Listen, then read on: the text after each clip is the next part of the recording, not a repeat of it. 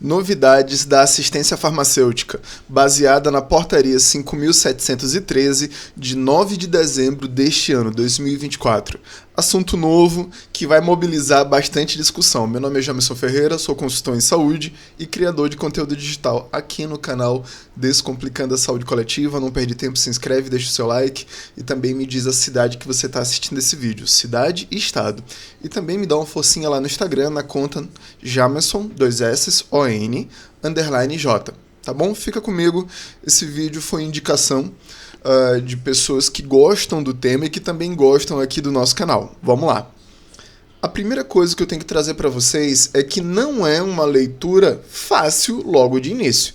É por isso que esse vídeo ele foi produzido, para tornar o contato com esse conteúdo mais didático, mais leve, que você, que seja de diferentes áreas, além da farmácia, possa ter contato com esse conteúdo e que ele seja útil para você.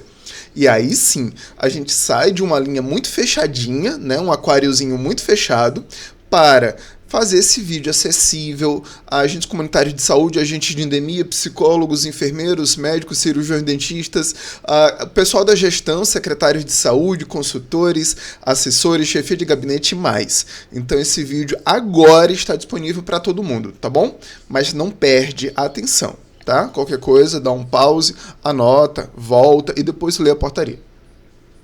Então, a primeira coisa que a gente vai tratar, toda legislação ela tem um objeto, né? Ela tem o foco, por que ela foi criada. Então, vamos entender o objeto. Ela altera a consolidação número 1 de 2017. Lembrando, 2017 foi o ano das consolidações, na qual várias legislações elas foram ajuntadas em grupos menores para facilitar o acesso ao conhecimento referente à legislação em saúde, teoricamente. Então, para modificar os modelos de informação a serem adotados pelos entes federados e os sistemas compositores da Base Nacional de Dados, Ações e Serviços da Assistência Farmacêutica no âmbito do Sistema Único de Saúde. Então vamos explicar isso? Aqui é um marco legal que altera, padroniza os sistemas ou aplicativos que serão utilizados com a finalidade de compor esta Base Nacional de Dados para a assistência farmacêutica no âmbito do SUS. Então, ela traz um conceito que eu desconhecia e que precisei marcar aqui, e aí eu estou trazendo para vocês. Você sabia o que é BNAFAR? BNAFAR, essa sigla, ela é traduzida em quê? Base Nacional de Dados, Ações e Serviços da Assistência Farmacêutica no âmbito do Sistema Único de Saúde. Por que isso aqui é importante? Um dos maiores desafios da gestão é ter acesso facilitado e qualificado a bases de dados, ou seja municipal, seja estadual, seja nacional, os gestores precisam ter ideia do todo. E eu não estou falando somente de quantidades totais. Quando a gente fala em assistência farmacêutica, é muito maior do que somente insumos, remédios, mas sim envolve um conjunto cada vez maior de dados e informações referidos a as ações que englobam a assistência farmacêutica. Então, uma base de dados ela vai ser composta a partir de informações enviadas por diferentes sistemas e elas precisam ser centralizadas. Então, tá aí a BNAFAR. Vamos entender como é que ela vai ser composta. Aqui, eu estou destacando o primeiro trecho, modelos de informação. Então, no artigo 391, ela cita o seguinte: esta seção estabelece os modelos de informação referentes aos medicamentos, vacinas, insumos e equipamentos para a composição da Base Nacional de Dados de Assistência Farmacêutica no âmbito do Sistema Único de Saúde. Então veja o que é que compõe a BNAFAR: medicamentos, vacinas, insumos e equipamentos. Então a gente não pode ficar pensando que essa base de dados é referente somente a insumos, a medicamentos. Envolve uma gama maior, né, de produtos e ações. Então, nesse caso, a gente já começa a pensar o seguinte: eu preciso de mais sistemas de informação devido a essa variedade de informações. Então, aí vem as novidades. A gente já conheceu a Benafar e agora vai conhecer mais duas novidades: o REP e o RENSP. Eu também não conhecia, tive que fazer esse estudo para vocês e essas redações estão na portaria. Vamos lá. O que é o REP? R-E-P-E. Registro Eletrônico da Posição de Estoque. Então a gente já começa a pensar, bom, se a posição de estoque tem a ver com logística, tem a ver com armazenamento de insumo. Ótimo. Então o que o REP trabalha? Contendo informações dos estoques de medicamentos, vacinas, insumos e equipamentos disponíveis nos 3 entes federados. E aqui a gente está falando de governo federal, governo estadual e governo municipal. Então veja que a primeira ideia de gestão do Benafar é saber dos totais que existem, né, nos 3 níveis, com a finalidade de saber o que existe.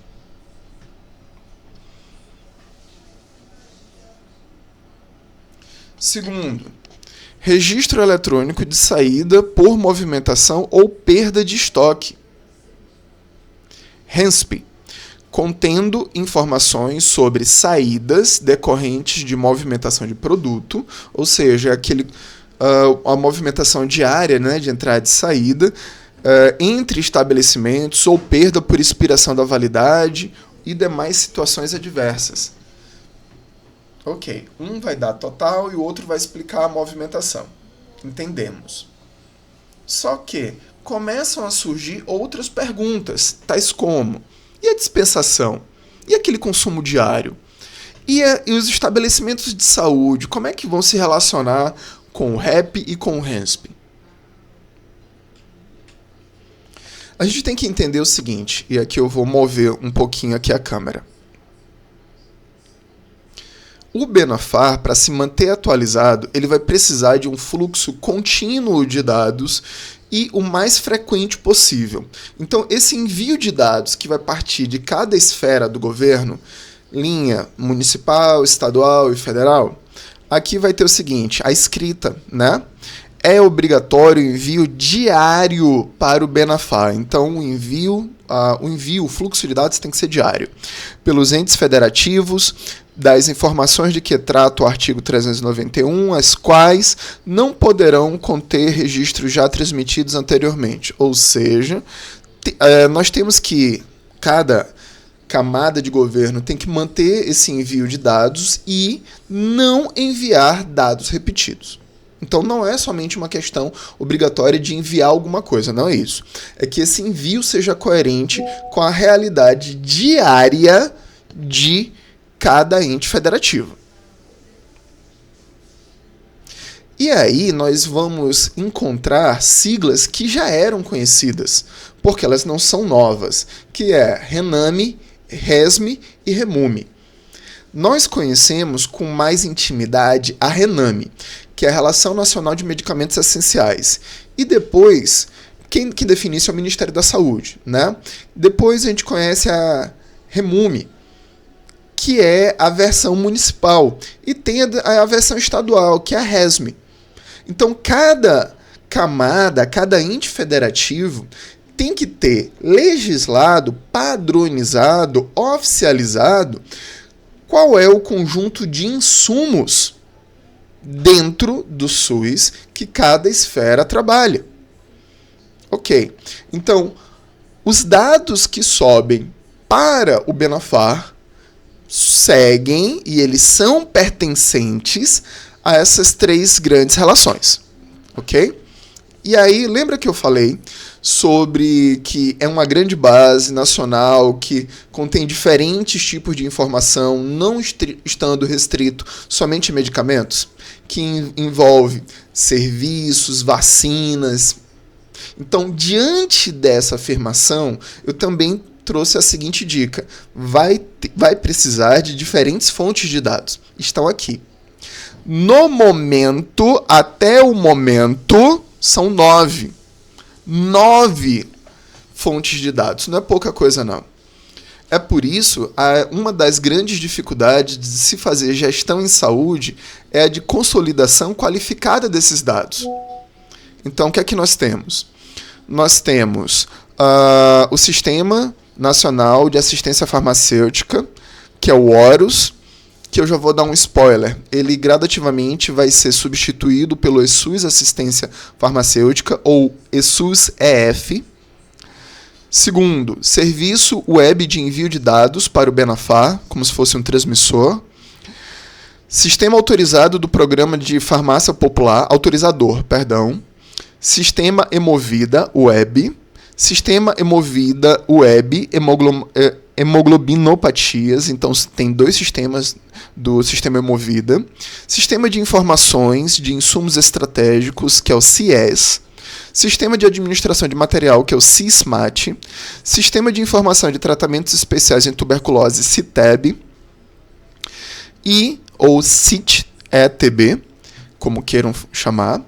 E Sistema de Controle Logístico de Medicamento, que é o CICLON. Muitos deles, quem é de fora da área da farmácia sequer imagina que existiam. Mas vamos lembrar que a assistência farmacêutica ela vai da atenção básica até a alta complexidade. E tem uma variedade absurda de itens. Então precisa, a cada nível de gestão, a cada forma de ação, de um sistema de informação para controle das ações, de movimentação, de insumos, dispensação, estoque e por aí vai. Qual é o problema? São 9. Quanto mais sistemas existem dissociados, não que eles não interagem, né, são independentes, nós temos a possibilidade de ter informações com fragilidade, com falhas, porque esses sistemas eles não são interdependentes.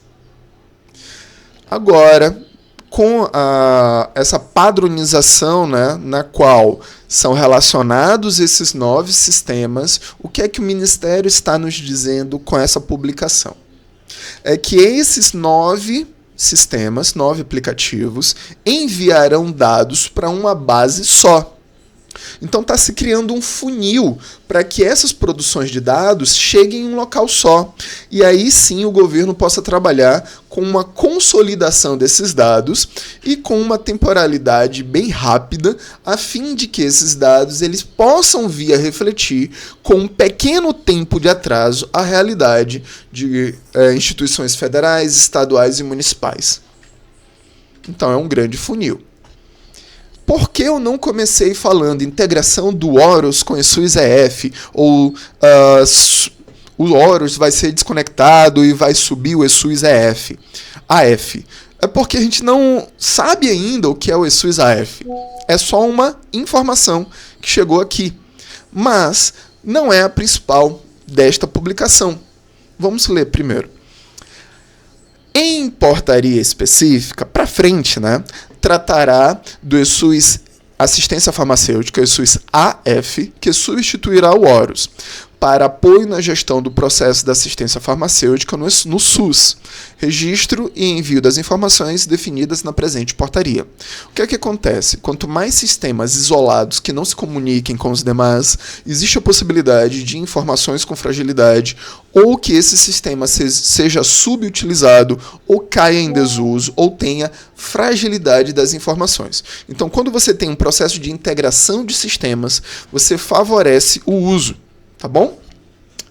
E aí, para quem gosta de fazer terrorismo de graça com municípios e estados que utilizam sistemas próprios, tá na hora de estudar mais, tá bom?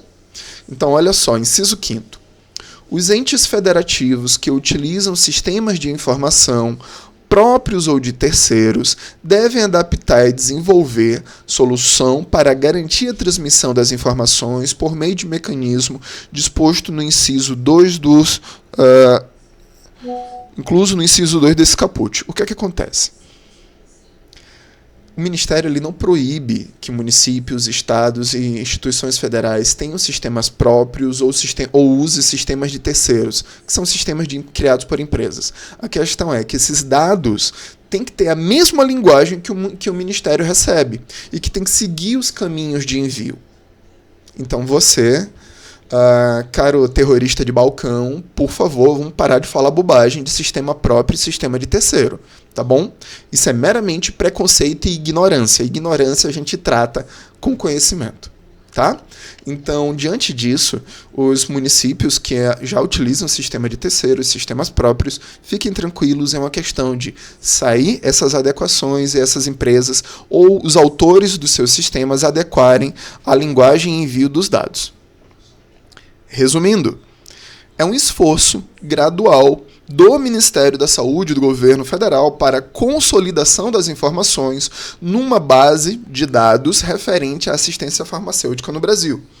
Essa portaria ela tem mais detalhes, porque inclusive a consolidação desses dados e armazenamento também pode ser terceirizado uma parte para os governos estaduais, desde que isso seja pactuado em CIB.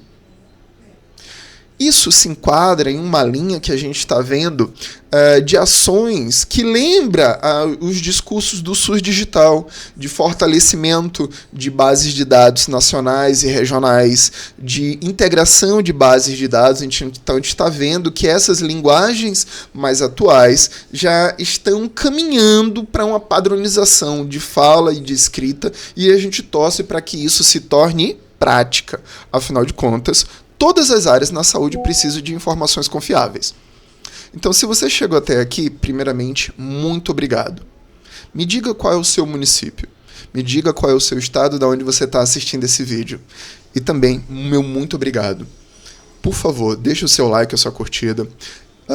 Compartilhe esse vídeo para chegar a mais pessoas, se inscreva aqui no canal e também me siga aqui no Instagram, na conta Jamerson_J. A gente se encontra aqui num próximo vídeo. Até logo!